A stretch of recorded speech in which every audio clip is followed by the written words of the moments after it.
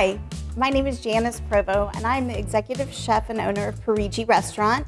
And I'm here today with Adrian, who is a culinary student at Dallas College and my alma mater. So I'm really excited to be cooking with you today. Me too. Woohoo! All right, so we're going to be making an hoja santa wrapped fish that is going to have an herb crust on it, and it's then going to be topped with a coconut milk beurre blanc. You ready? Yeah. Let's hit it. So we've got lime juice, water, garlic, Fresno chilies, just kidding, Serrano chilies, coconut flakes, cilantro, mint, cumin, salt, and pepper. What we're going to do is we're going to start out and we're going to, depending on the heat that you like actually in your food, and I like spicy. Do you like spicy? Yes, I do. Yeah, I do too. So I probably wouldn't do what we're about to do, but I'm going to take some seeds out to show you guys how to do that. I'm going to take the little stem off, and then I'm going to cut this guy in half. Thank you. These are the seeds. So when you cut, either use a glove or, just make sure you don't touch your eyes after. And I'm going to actually cut it one more time, turn this over on its side, and cut it one more time down to help remove those. Okay? So that's how you would take it out to make it a little less spicy. And the other thing is we're going to chop some garlic. Move those guys aside. And the garlic is just a rough chop on this because this blender is going to do all of the work for us. So let's start putting it together. Always put your liquids in first whenever you're doing a sauce or using a blender. It makes the blender work a lot less hard, and it actually gets everything all incorporated. So we've added the lime juice and the water.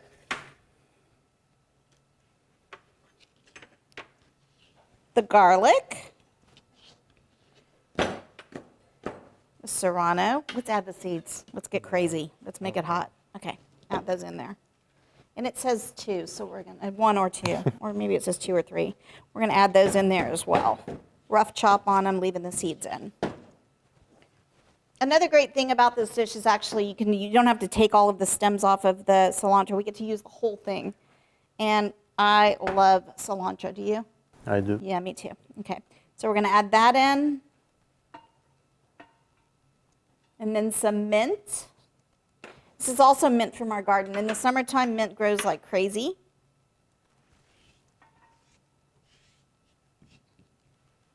Perfect. Coconut flakes. Now, on these coconut flakes, these are not sweetened. It's important. You don't want to add anything that's got sugar on it because we are wanting it to be a savory dish. So add the coconut flakes in. Then some cumin. And salt and pepper.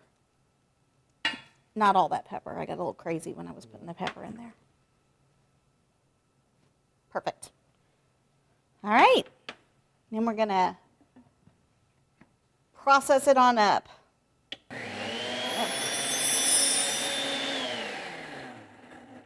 All right, it sounds about ready. Let's take it off and look. All processed up? Perfect. So we're just going to take that and pour it into there. And we've got our sauce. And the next step, we're going to wrap it up in the hoja santa. Do you know what hoja santa is? Have you ever heard of this leaf? No, at all. Well, it's a beautiful leaf that you find in warm climates. It's typical in cuisine that you would find in Mexican cuisine. And the flavor of it is like a little bit like root beer or anise. It's kind of got a licorice flavor to it. So I grow these in my garden, and I love to wrap things up in them, and we're going to do the fish in it today. So one of the things we need to do before we wrap the fish, though, is we need to cut a bit of the stem out so that it makes it more pliable when we're folding.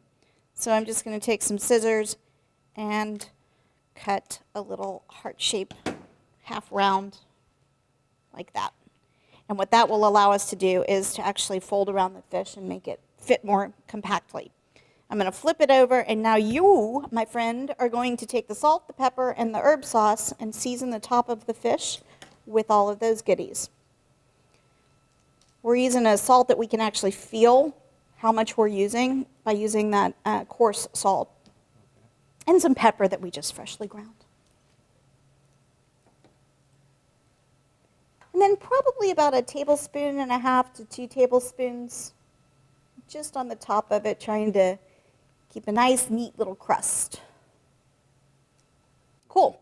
Okay, so I'm actually going to take the leaf over to the fish so that I can wrap it nice and neatly. I'm flipping this leaf over, putting the fish in it, turning it over and wrapping it like a nice little package. Okay, like that. And then I'm going to take my foil and I'm going to wrap that up with a little air pocket in it, just like this. Put that on a sheet pan and put her in the oven. So let's show folks how to cut a shallot. You learned this in probably basic food prep here at Dallas College, right? Yeah. Okay, so show us how you do that with cutting straight down and then across, and then how you get a beautiful fine dice.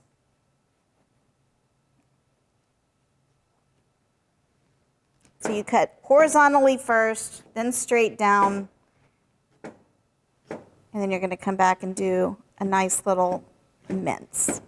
And we're looking for about 2 tablespoons for our recipe. That is beautiful. Look at that. Awesome. I want to show you a little technique that I love to use for peeling ginger. So you take that spoon right there and then upside down exactly like you've got it, and then just kind of rub it back and forth. A little harder. It takes off the skin of the ginger, but you get absolutely nothing bruised or taken away. There's no waste, no need to use a peeler. You don't have to go find it in your bag or wherever it might be.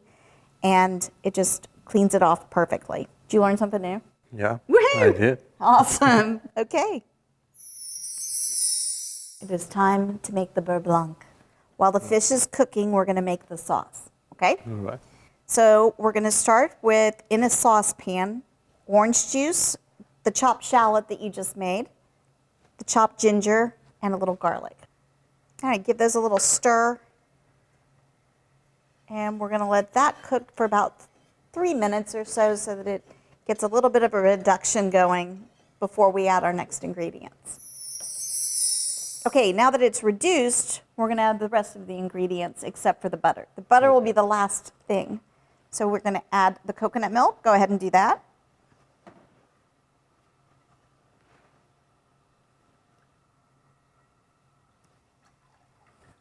Perfect. And some sugar, salt and pepper.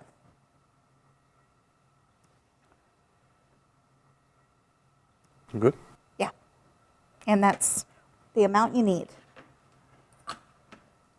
Okay. So now we're going to have the lovely sweet flavors of the coconut that's going to be kind of nice balance to the sourness that's in that herb sauce that we made. So we're going to let this reduce down by about half for 20 minutes. This looks like it has gotten to the point where we can start adding the butter. So we're going to turn the heat off. And I would like it if you would very slowly start adding in our cold butter.